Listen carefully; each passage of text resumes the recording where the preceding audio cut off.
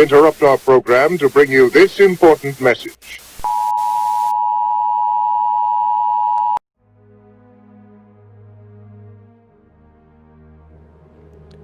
It's tiring when it's the rerun of the same old boring script.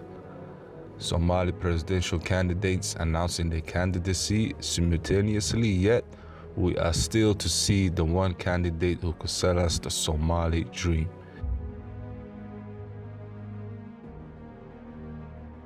As a society, we should have media networks that can enable the spirit of the Somali people wherever they are in the world.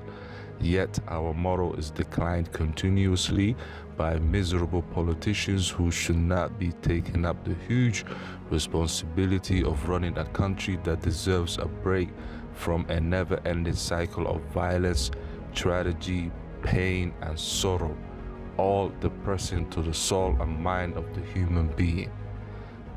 Somalis have suffered, and Somalia have suffered worse.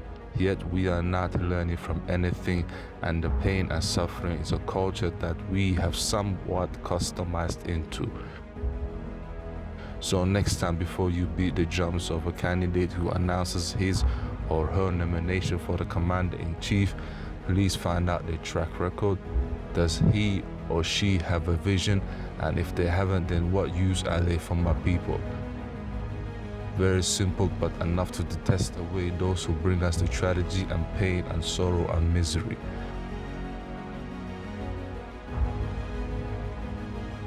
Sometimes it's not all about the clan, and especially when it contains a role such as the commander-in-chief of the Somali people.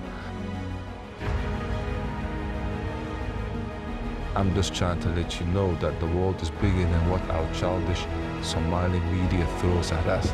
There are millions of Somalis far more technocrat than what we have at current moment on the media, as we have tried them all, yet the misery continues and our children are losing their identity in knowing what it means to be a Somali.